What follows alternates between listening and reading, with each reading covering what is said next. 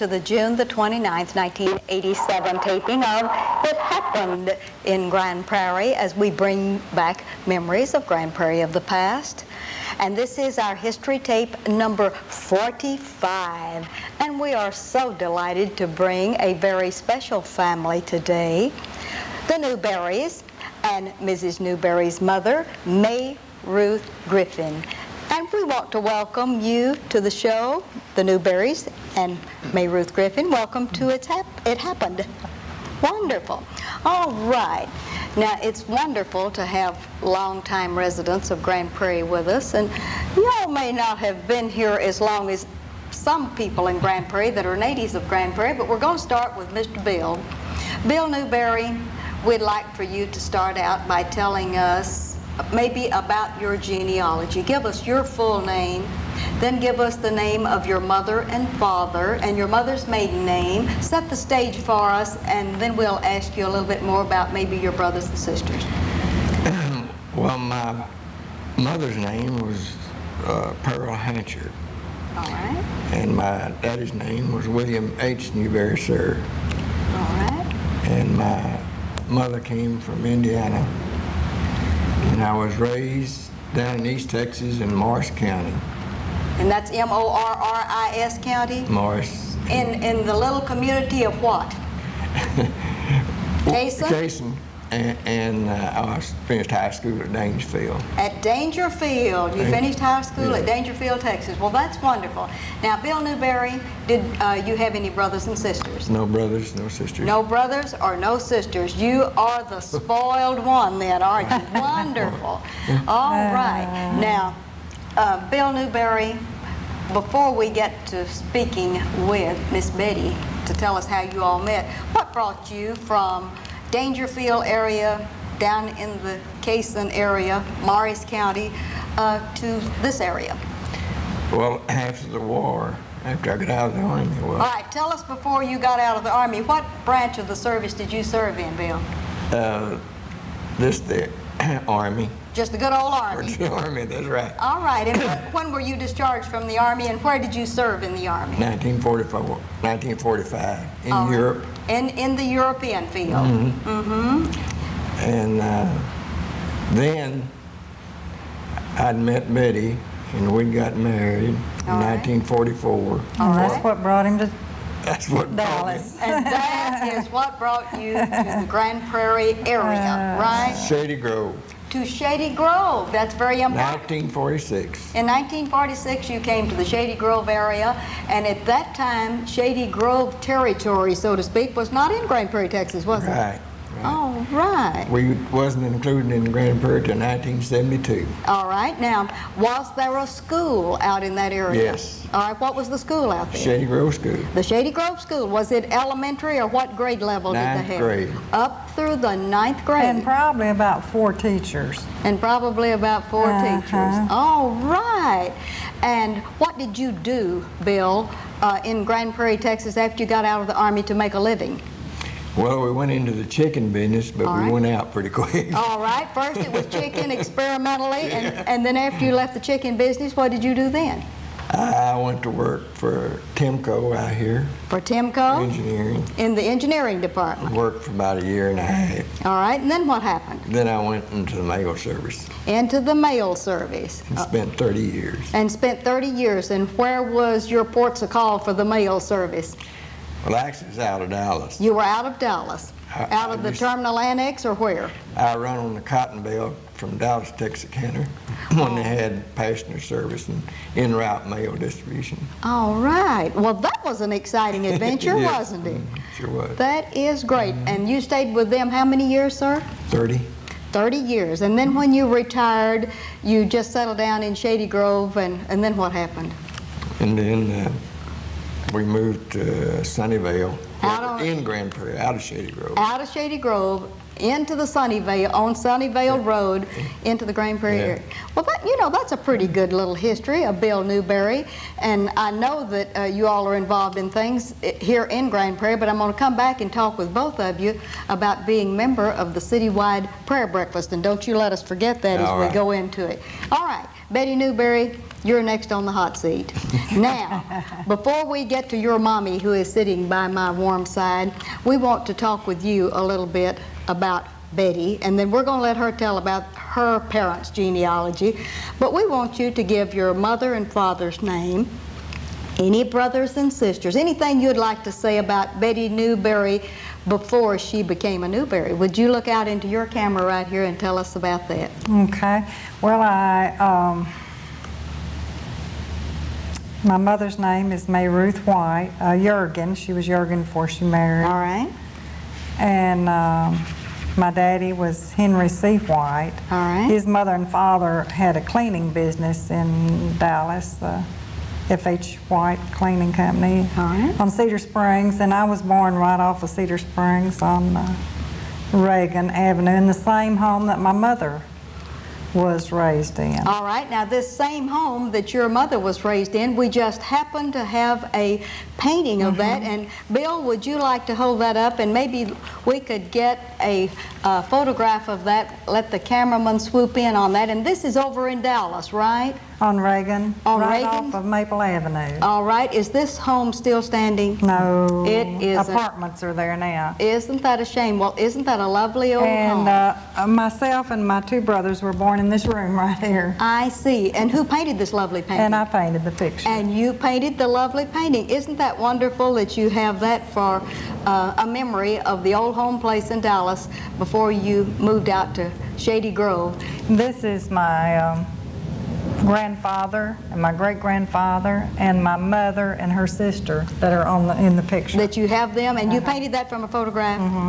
Thank you, Mr. Bill. That is wonderful. All right, now, Betty, in living in Dallas on Reagan Street, and as you grew up, what school Well, did now, you I attend? can't remember anything about Reagan. All right. I was just a baby when we moved away. All right. And we moved up a little further off of Maple on Lucas Avenue. All right. And went to Sam Houston grade school. All right. And then before I got out of grade school, we moved into University Park. All right. I went to Highland Park High School. And I have two brothers and two stepbrothers. All right. Name your two brothers and also your two stepbrothers. I think that would be wonderful. Okay. Both of my daddies were named Henry Sr. All So I right. have two brothers, one named Henry Jr. Griffin, one named Henry Jr. White, All right. and Fred White, and James Griffin. So I had two stepbrothers and two real brothers. That is wonderful. Isn't that exciting? That is a very exciting thing. All right, now. And how? the way I met my husband, That's what we well, wanna that's know. the long. He was kin to my. He was an in-law of my stepfather. All right. His mother had he had a stepfather, All right. and now he says he has no brothers and sisters, but there's a whole ton of stepbrothers and sisters All that he right. had. That's good. And they were having a reunion in Kaysen. All right. And I went down there and met him when he was just in high school. And then later on, when he went away to the service, I got his address and started writing to him overseas. All right. And then when he came home on furlough, I had been working at North American as a machinist for 2 years. And when I knew he was coming home, I quit my job because he had a month furlough. All right. And we decided to get married. But he went back over to Fort Bliss. And we waited 6 months before we got married. All right. Now, that's when one letter writing campaign was successful, True. wasn't it? True. All right. And then you all married. Where did you marry? Here in Grand Prairie? We married at Fort Bliss. At Fort Bliss. With the base. chaplain, All right. And then you settled and made your home in Shady Grove? In Shady Grove. All right. Went in the chicken business. All right. And where did you live in the Shady Grove area in conjunction with the location of the On school? Oakdale. On Oakdale. All right. And that's Hard Rock runs right into Oakdale, and that's where we had 2 little houses and a big old chicken house. That's it. That was the name of the chicken game right then. All right. My mom and daddy had to come out and bail us out and pay off our note, help us pay off our note, or we lose the land. Isn't it wonderful So that they you have got to move out with us. All right. Now, do you and Mr. Bill have any children? We have 3 children, All right. Would you like to name drop? and that'd be Larry Newberry, All right. Where does he live? and he lives in Irving, In Irving. All off of right. Shady Grove. All right. And Melinda Mayo lives here in Grand Prairie. All right. And then Becky Leatherwood lives in North Richland Hills. So we're all real close. In this vicinity. When you lived in the Shady Grove area and were raising the kids, they did go to Shady Grove School? They did go to Shady Grove School, and that was, there. You were saying 9 grades. I was thinking just 8. Might have been 8. I thought it was- Anyway, there was, Was that a Your- county your- school then? Was it a Yes, county yes. school? Who was the principal or the superintendent of that? Jackson. Mr. Jackson was out there. He was Mr. in Jackson was the last one that came in here to, Grand Prairie. To Grand Prairie? Okay, and can you name some of the teachers that your children had at the old Shady Grove Miss Elementary? Yancey was the main one. Ms. Yancey? All right. Were you in the PTA and do all of those good Worked hard in the things? PTA, yes, All and right. always working on the Halloween Carnival to buy things for the school. All right. Now, when your children graduated or left the Shady Grove School, did they go to Irving or did they go to Grand Prairie? No, we were in the Grand Prairie district, You and were in Grand Prairie would come and pick them up and bring them to Grand Prairie. And did you take them to the old 11th grade school, or was there another school during that time? They went to Lee Junior High for All right. 1 year. Okay. And then they went to the regular Grand Prairie Grand High Prairie School. High. All right. That is wonderful. Now, do you have any grandchildren?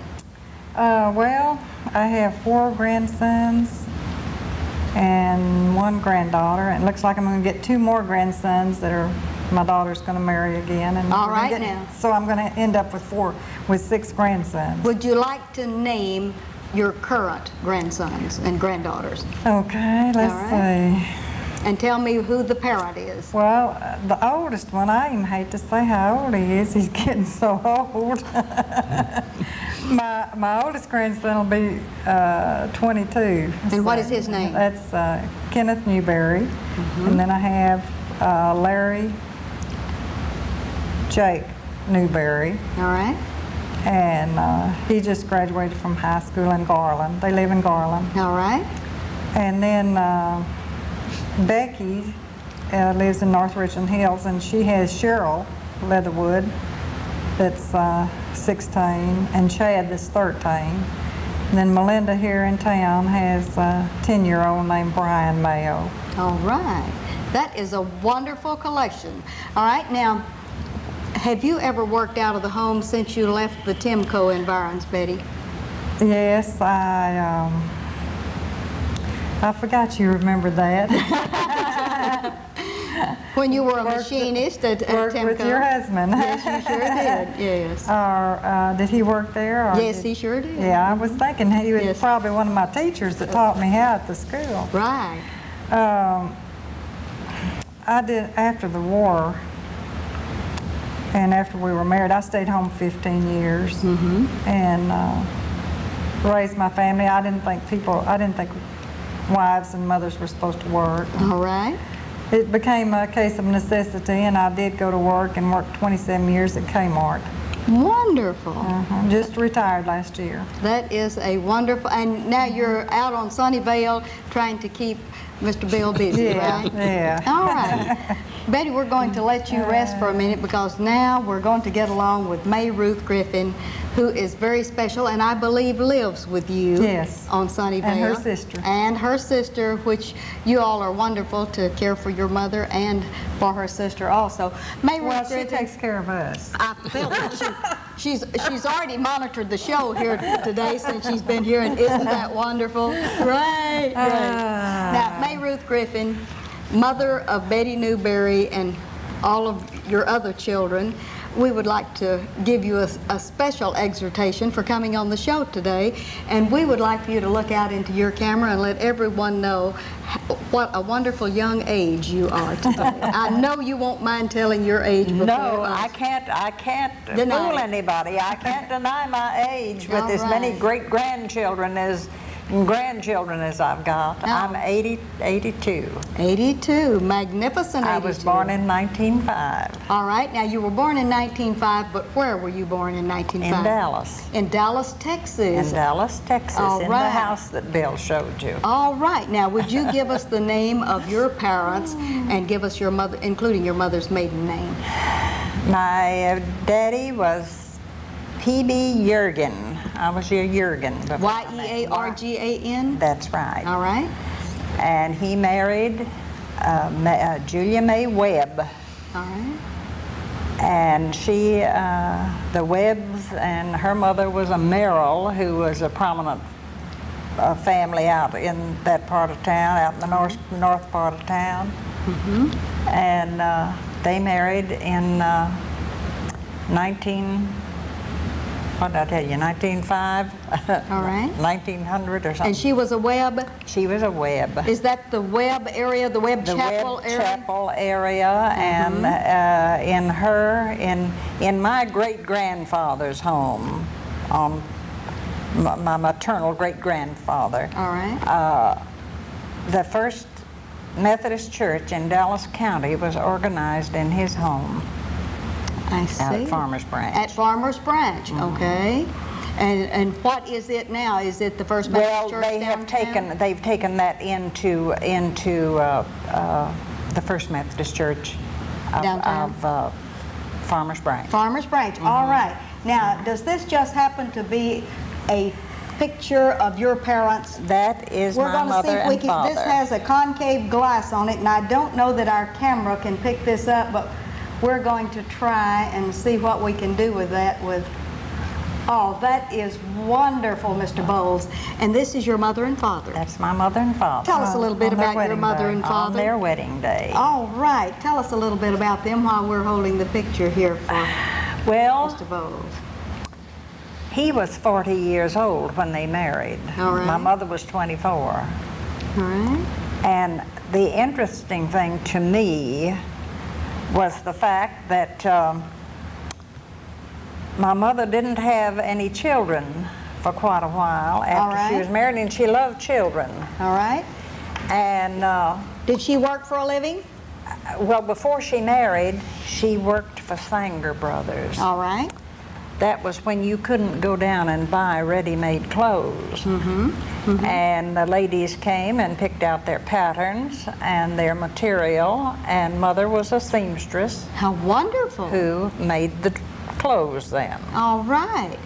And but then after she married and didn't have any children, she was with the Missionary Society out at the Virginia K. Johnson home, which was our home for unwed mothers in Dallas. All right, and where was it located? In Oak Cliff. In Oak Cliff, all right. All right. And In Oak Cliff, Oak Lawn. Oak Cliff. Oak Cliff. And this little boy came up to her, holding his arms up and calling her Mama. She picked him up and carried him around all the time she was out there. He was just a toddler, and came home and told Papa that she wanted that little boy. So he went out and got him. Do you The next day, Do you happen to have the picture that would show that young man? well, this is him, the larger one here. All right, and who are the others in the Well, photograph? Then, later on, after a few years, 2 or 3 years, All right. Mama had children of her own and had my other brother here. All right, and what is his name? His name was Merrill. Merrill. After the Merrills. After the Merrills. They were in the family too. All right. And that was a family name. All right, the next one. This is my sister. And what is her name? Her name is Marguerite Jackson. And is now. Marguerite Jackson the one that lives with you on She's Sunnyvale? the one that lives with us. Yes. Yes. All right, and then show us And the little then girl in the this wagon. is the little girl. That's me. In the wagon. I noticed that you look like you're sitting on a cactus. What happened in the wagon? There was a nail, and I can remember it till yet. There was a nail sticking me, came through when my brother made the wagon so he could haul me around with it. Oh, and that is Rover and Snowball. All right. Now, where was this building located? That is at the old home. At the old home place. Is it the barn in the back? Well, that's a fence back there. All This is where my father raised his rose cuttings. I see. When people didn't go and buy rose bushes in those days. All If right. you saw somebody that had a rose bush and you thought it was pretty, you'd like to have one like it, well, you'd take get a a cutting, cutting off wouldn't of you? it. All right. Now, And this old picture then, and you were born and raised in Dallas, and how did you meet your husband? well, in school, In school. same school that Betty went to All when right. she was Sam Houston School right. on Throckmorton. All right. Our home there was on the corner, faced Reagan, was on the corner of Maple and Reagan, but it took up the whole block with a garden and we had fruit trees and all those things. All right. And the street behind Throckmorton was the next street behind us, was the last street in the city limits. It was. You lived at the edge of the city limits of Dallas back in those days. In those days, and that, if you have any idea where it was, the old Parkland Hospital was just down the street from us. All right. When I was at that time, it was a big old wooden building. All right. And where did you go on to school after you left Sam Houston? Bryan Street High School. Bryan, I had to think. The old technical high school Yes, that finally yes. became the old technical Bryan high school. Street High School. All right. And how did you meet your husband? He was school. At school. At school. All right. And you grew up And- sort of in the same neighborhood? Uh-huh. All right. Yes, they had, at that time, they had a cleaning shop on the corner of Cedar Springs, where Cedar Springs makes a turn there. All right. Now, did you work in the cleaning business with him? Oh, no. No? No. You were just a homemaker? I was just a homemaker after we married. right. I was just a homemaker, and when we lived out on what? Lucas. Lucas Drive, where the first housing project, the government housing project, All right. was There's put a up. smokestack right there where our house used to be, out there on Lucas. All right. We built our first home there. All right. Now, how long did you live in Dallas and what brought you to Grand Prairie, Texas? Well, we moved from that place when the government wanted to buy it to put their housing project there. All right. They bought the whole, my father-in-law owned 3.5 acres there, and they wanted the whole tract. And so we sold out and moved to University Park, where Betty went to school. All right. And then when they were having their problem, when the boys came home from the service, my stepson wanted to start in the chicken business, and he went in on Iwo Jima, and he came back a nervous wreck. And the doctors told him in the hospitals out in California that if he would go home, they had done everything they could for him. If he'd go home and get to doing something that he really wanted to do, he could cure himself. Wonderful. So he came home, and all the time he was overseas, he was writing me, well, Mom, send me something on raising chickens. And that's when they were building these brooder houses all over creation. All over creation. That's right. And I sent him everything that A&M had, and everybody else that happened to get anything. Anyway, he came home with that desire. And so he and Bill came out. Jobs were hard to get at that time. And everybody getting out the service.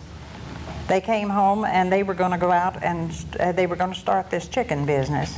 Well, he was going to start first, and he was going up to start it with his mother-in-law, up on his mother-in-law's place. She had a little place, and he thought he could start it there, but he didn't get along too well with his mother-in-law, and I didn't like the idea And I said, well, we've got that 50. In the meantime, I didn't tell you that my husband and I had bought, when I married my second husband, we had these teenagers, and we wanted to get them out in the country.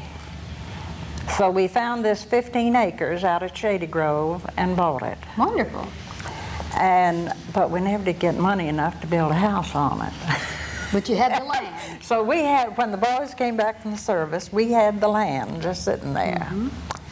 And I said, well, let's deed this over to the boys so that they can get a government loan and start their business, and the two of them together, because Junior really needed somebody with him. He wasn't capable, we didn't feel like he was capable of doing it alone.